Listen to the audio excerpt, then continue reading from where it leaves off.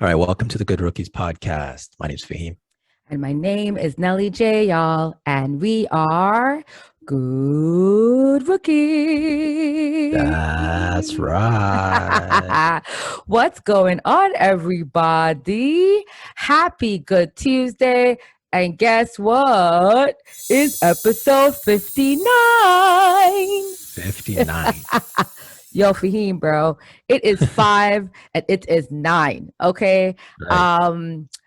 I'm just very excited because we haven't done an episode with just us two in a minute. Yeah, I it's think been a since long. like January. Yeah, it's been a minute. So And we're both wearing black tees, so y'all know, right. you know what I'm saying? Like we're family out here. So I'm so excited for him because episode 59, the one before 60, and as we reflect back, we are now year 2 of COVID. This episode, guys, we're going to talk about a lot of amazing topics. But before we get into the episode, Faheem, an announcement was made today. And I'm not sure if you heard about it, so I'm going to let you know. Mm-hmm. So as we know, Rock Nation, Jay-Z, aka, they're the ones who are now taking over, or they are the ones who manage the Super Bowl halftime performances. Right. And the last couple of years, you've kind of been not so impressed. Yeah, you're right. So I just want to say this real quick. I wasn't so impressed before, but after seeing the performances, I turned to the impressed side. So far they've been doing well. It's just what they were naming initially. I've been kind of off it. So I was wrong. They're doing well. To remind y'all, that they first did Shakira and J-Lo. Faheem was like, but they killed it. Right. Last year, I mean, this year was, last season was The Weeknd. Toronto's man from Scarborough. I was not mad at that. I was not mad at that. That was good. That was good. Now this year, the next coming up, I'm gonna give you the lineup, Faheem. I'm gonna give you the lineup, bro. The lineup is this: Kendrick Lamar. What? Wait, hold on. Kendrick is doing the Super Bowl halftime show. Yes. So you said lineup. Like usually it's just like 1, 2 people and they're on and off. You're saying they've got multiples this year? I'm gonna give you the lineup. Okay. Sorry. Kendrick Lamar. What? Eminem. Stop this. Dr.Dre. What? Mary J. Blige. And Snoop Dogg. Wow. So what I'm hearing is it's probably going to be a 15-minute song produced by Dr. Dre with Mary J doing the hook, and the verses by Kendrick, Snoop, and Eminem. Ooh, it's gonna be lit. That's well proper. So you're gonna have all those. It's got to be some kind of. I'm seeing it as a medley. You know what I'm saying? You know how sometimes. Yeah. So if you remember the Beyonce and Bruno Mars performance, Beyonce performed, then Bruno, then Beyonce, then Bruno, and then they performed together. So I can see like maybe Snoop Doggy Dogg performing here, then Dre. I remember that, guys. Who wants to see a Snoop Doggy Dogg and Dre like collab song? I mean, 90s flashback, Eminem, right? And Mary J, she's Miss Hook, but she has bops too. Then we got Kendrick, right? So it's going to be amazing. Rock Nation, like they killed it. Some folks are still saying F the NFL, but I bet all y'all going to be watching the halftime show. How about 100%. it? How about it? 100%. Super Bowl, count me in. Also, so I did hear that. Did you hear about Drake and his Monday Night Football music collab that he's doing? Yes. So there's a partnership. Now, this is not Rock Nation, I'm assuming. No. Because it looks like it's Drake and ESPN has made this announcement. Yes. So it's Drake, ESPN, Monday Night Football, collaborating on music. That's another win for the NFL also in regards to their entertainment value. Well done. Salute you. Salute you, NFL. So they're stepping up. They're making the right decisions. They're at least hiring Black performers, hiring Black excellence. And guys, I understand it cannot erase what happened to Kaepernick. Oh, hell no. But all we can do is move forward and and keep them accountable. You know what I'm saying? For real. I know exactly what you're saying. Right. The only person that can, I think, if Jay-Z gets to buy that Broncos team, rumors, if him and Bezos gets that Broncos team, I can see Jay-Z just having Kaepernick just there, just because, you know what? Black ownership, Cap, the job is yours, unless if you don't want it or not, the job is yours. Like, fair enough. For real. Yeah. So it's funny you mentioned Kaepernick. I kind of felt like that comment you were making was kind of at me.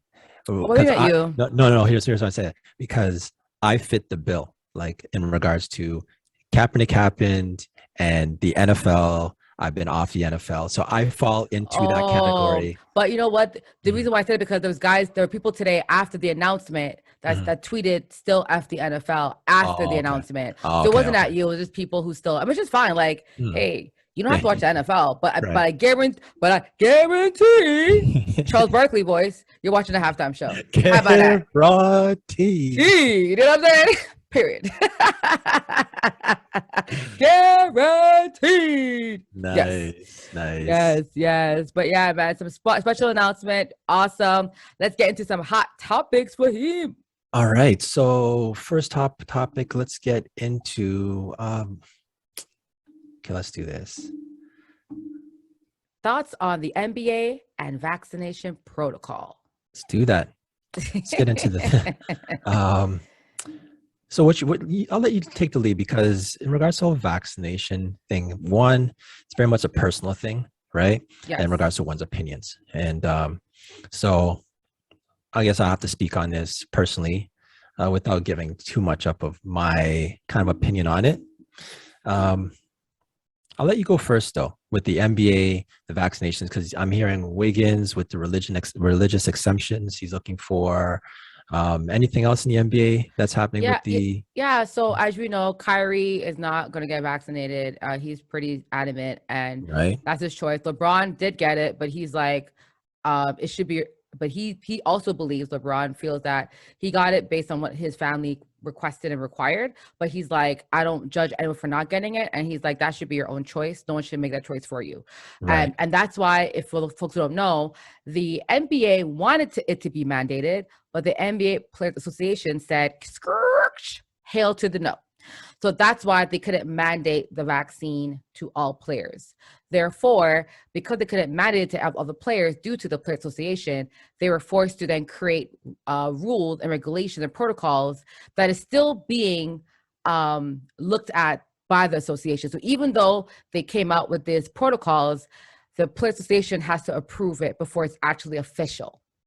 Okay, so they're not official yet, but essentially what the NBA has proposed is this: vaccinated players aren't required to undergo regular testing. Non-vax will be. Vaccinated players were not required to quarantine. Non-vax will be. Vaccinated players will be able to like eat and kind of mingle, have lockers together. Non-vax won't. So essentially, vaccinated players can go out to indoor restaurants. They can leave their hotel. They can do what they want. Non-vax cannot. They have to stay in their place, and they can't leave or go to any indoor events. So essentially, you can see the non-vax are going to be able to leave their place, stay at home. They'll be separated from the team during meetings, during locker rooms, through everything. However, vaccinated can do whatever the hell they pretty much want to do, even though COVID can still be caught by either party, and even though COVID is still as contagious by either party with the vaccine. What the vaccine does, though, it does give you a fighting chance to fight the virus, right? That's a good thing about it. So the cool thing with the vaccine is that, of course, most people, not all, most people who get the vaccine have minor symptoms, and that's why it's beneficial. But we've known some players have had bad reaction to the vaccine, some haven't. It's really based on a personal choice. And at the end of the day, the Players Association is siding with the players, and they are keeping it 100. So they're not making it mandated, but they're saying, if you don't want to get vaccinated, just understand you're going to have a lot more regulation around your activity, because what the NBA is trying to do is that they don't want last year to be a thing. Remember last year how the Raptors had like 10 players out for like 2 months? So they're obviously trying to not have any teams have to miss games or have games rescheduled, which many were rescheduled last January and February due to COVID outbreaks in certain organizations. So I get both sides. Are they going to handle it like they did with the bubble, for instance, where if you were found breaking protocol, there's some kind of penalty in place, fines, right? Yeah, so that's the same. So pretty much, essentially, it's the same as last year, the fines and stuff like that. But what sucks for the players, which is really the biggest deal, is that if you're traveling to a city or a stadium that has mandates for indoor vaccination, you can't play in those games. So, for example, Kyrie can't play in Toronto next year. This is right. Okay. Right. And in New York also had indoor mandates for a vaccine. So can he play at home? He could play at home, luckily, because he will be following, because in your home city, if we stay home and follow protocol, you could play at home. However, he can't travel out and play in certain cities. So for the playoffs, you know, if I'm Brooklyn Nets, I want to make sure that I am number 1 seed, because you want those 4 games at home. So so with the players then, with the NBA, since they're professionals and just the lifestyle that they live, I can see if a player decided that they did not want to be vaccinated and they wanted to just continue playing, being non-vaccinated, I think the occupation that they do makes it where they can, it's very easy to still maintain doing what you're doing. Like they're already, their life is scheduled. Like they go from a flight to a team meal to, you know, a little free time with your family. So for what they're doing, for any player that decides they don't want to do it, I can see the only downfall of this being, well, you can't play in key games. Like you mentioned, Kyrie come to Toronto, or if you're going where, that's where I think that's where the real separation is going to show, because if a player can't play in Toronto or you can't play in those cities, you're going to have players who are vaccinated kind of looking at that player like, yo, we need you and you can't be here because you won't join the rest of us. Because I saw a report saying something like 9 out of 10 NBA players are vaccinated. Yeah, so right now they're at 95% vaccination. So there isn't that many, right? But keep in mind too that these mandates aren't forever, because even in Toronto, mandates are forever, because if cases go down, mandates are lifted.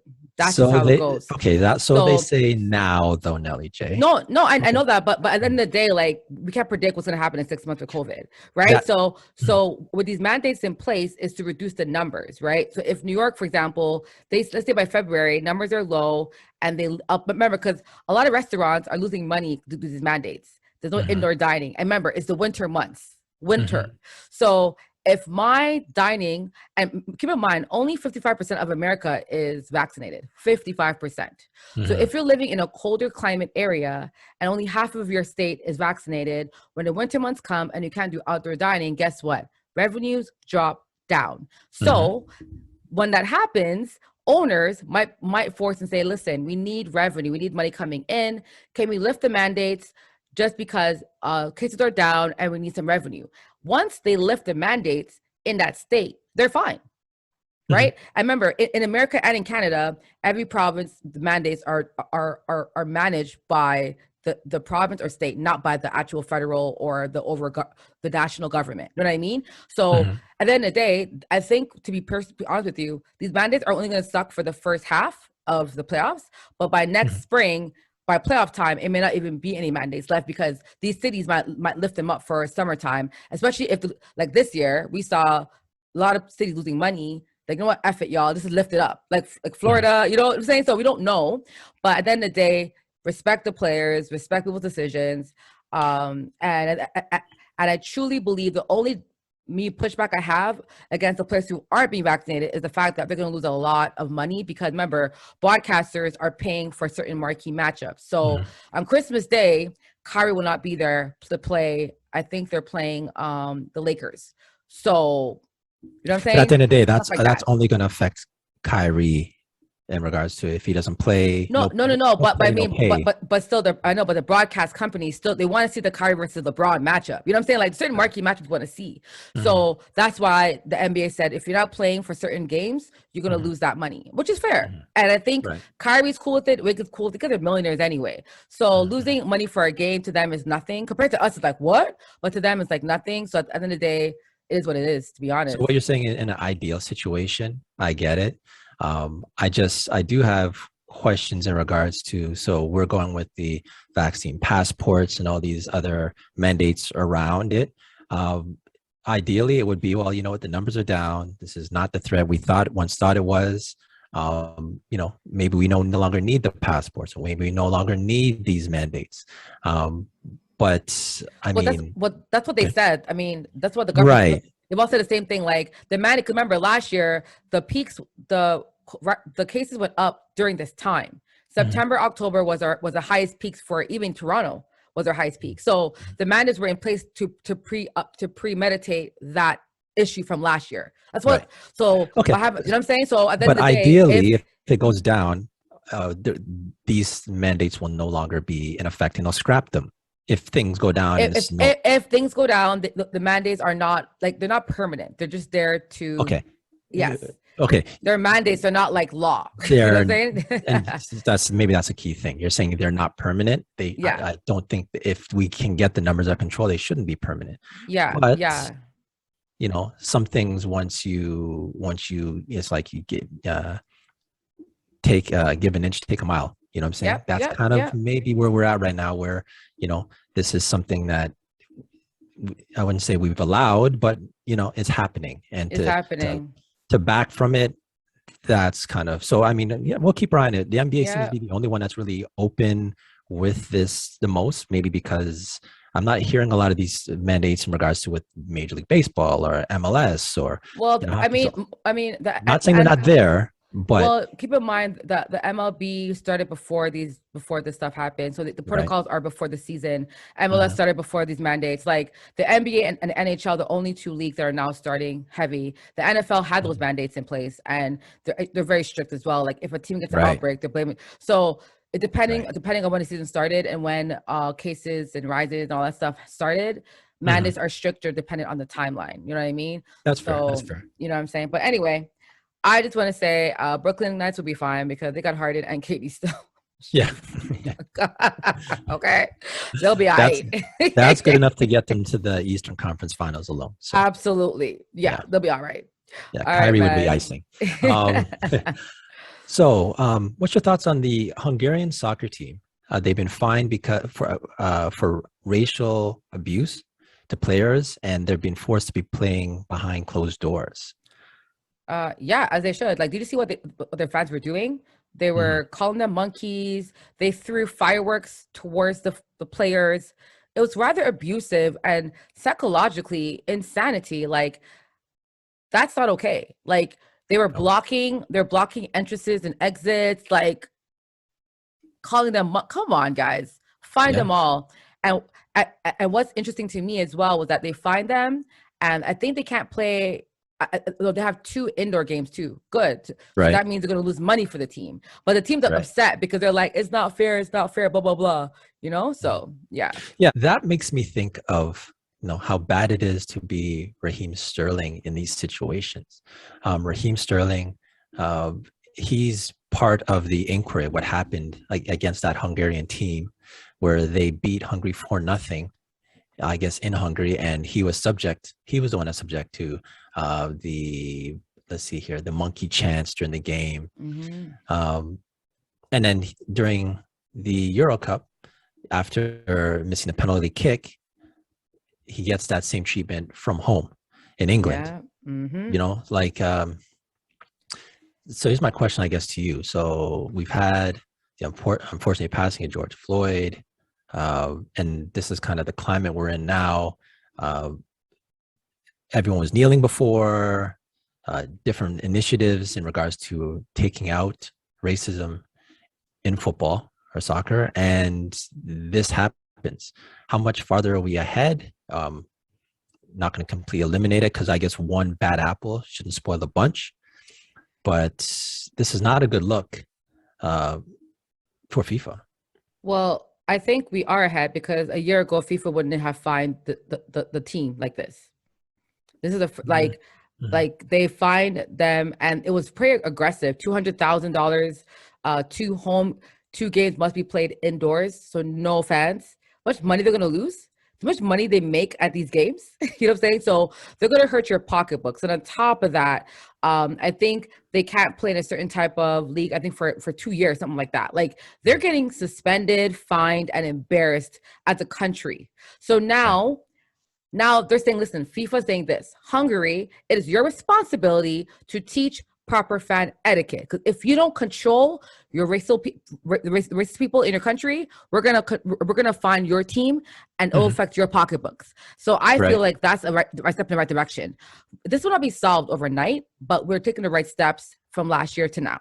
Period. Yeah. No, and I agree with that too. Hey, Nelly J, you know what? Let's go to For the Culture. For the culture, we'd like to highlight individuals for the culture. And today we get to highlight our new team leader, okay? Mr. Fred Van Vleet. Shots fired. No, he's our team leader. I'm sorry. Who else is our team leader? I'm sorry. Is there someone else? Is there somebody else? All right. So Fred Van Vleet is teaming up with Penny Appeal Canada to launch Heart of the City. It's an initiative to help support at-risk kids communities in Toronto. Okay. The first, which took place last week, so first week of school, last month, Van Vleet hooked up 1,000 students across the GTA with some flashy backpacks and some items in there for school. Right. That's part of his Heart of the City initiative, right? Yeah. So that was the first one they do. They were doing different initiatives throughout the school year. Nice. So this is what Freddie has said. He said, Toronto has become my second home. Yes, it has.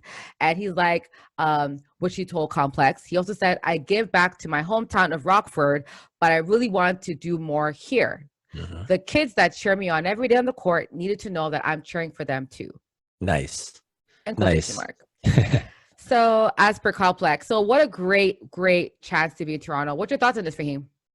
It gives me the DeMar DeRozan I am Toronto feels.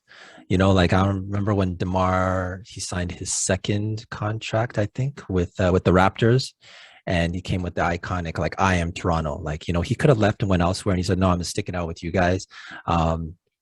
That's kind of the, we mentioned this even last week about Pascal Siakam giving back to the hospital. Like, I just like, it's like how that's part of the movement where like players are, getting big contracts and understanding, giving back. And it's nice that, these players are giving back and they are getting the kind of coverage media wise for people to know what they're doing. I know, it's always, it's what you do behind closed doors that matters. But sometimes when you do things like this, can inspire maybe another athlete or someone else who maybe is not even in that tax bracket, but someone who's in their community to say, hey, you know what, this is what I could do also. So shout outs to Freddie Van Vleet for sure, man.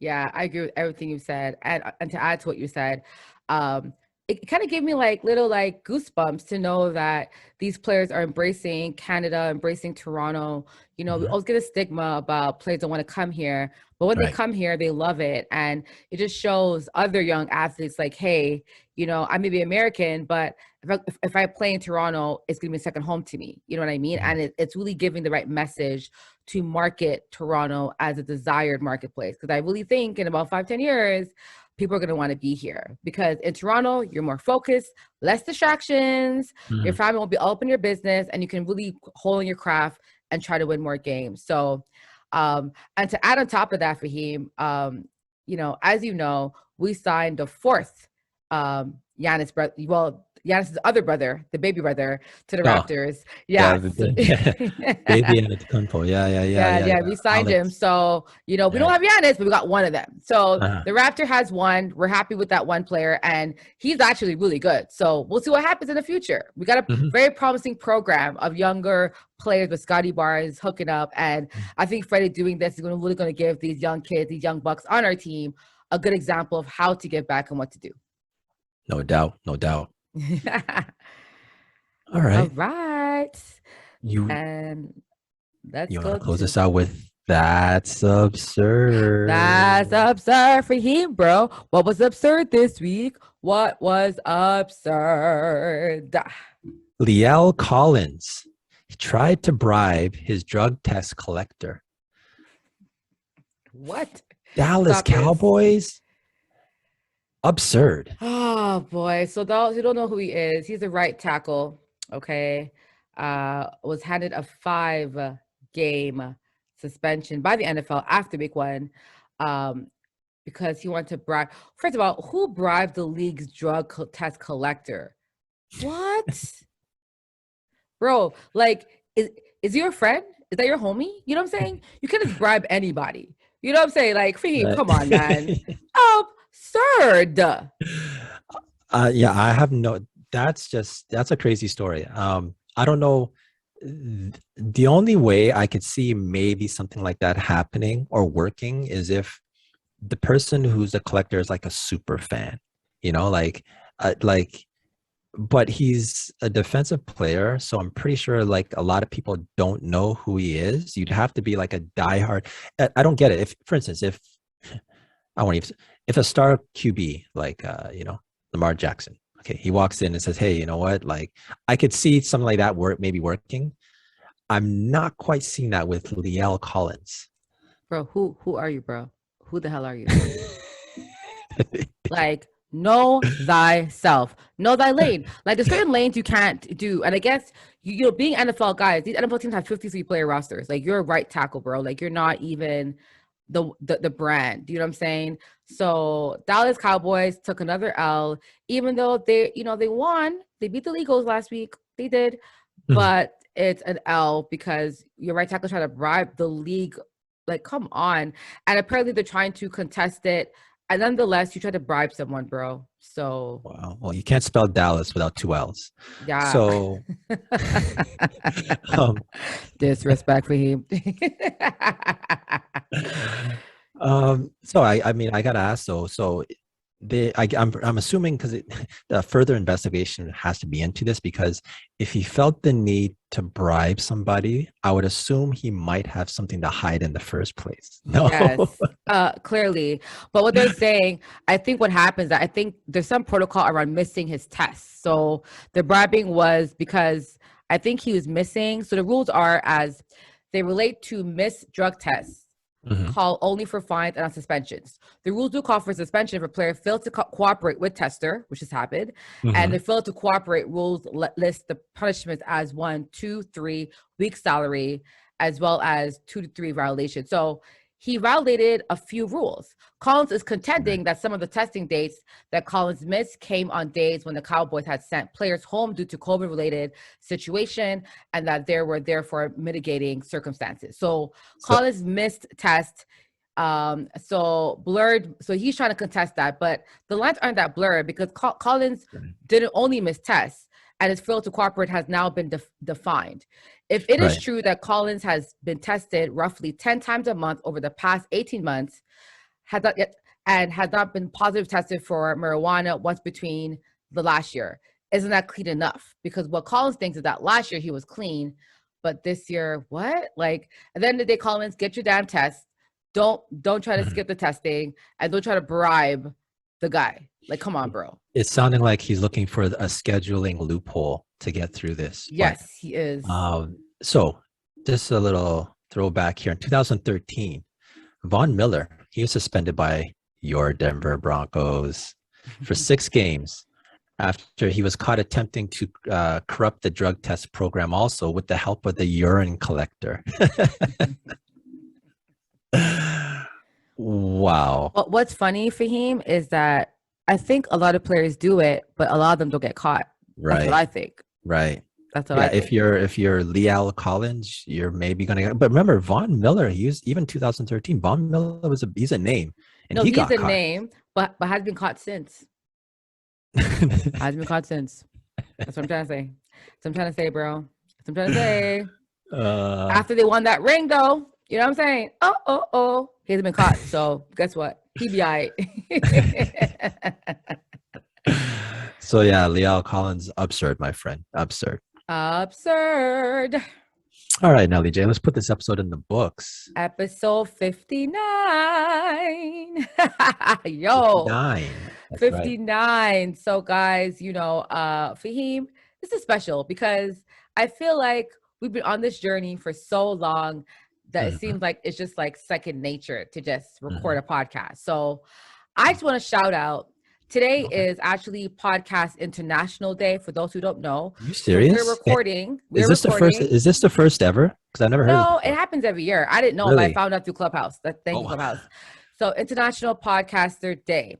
So I just want to shout out our fellow podcasters. We got Big O Podcast. We got Debo's podcast. I forgot what it's called. Ballers. Two Jerks. Ballers Block. No, Ballers Block. Yes. And also Two Jerks in the Pod. Shout out Casino Orino. Yeah. So big up to our podcasters. International Podcast Day, huge day.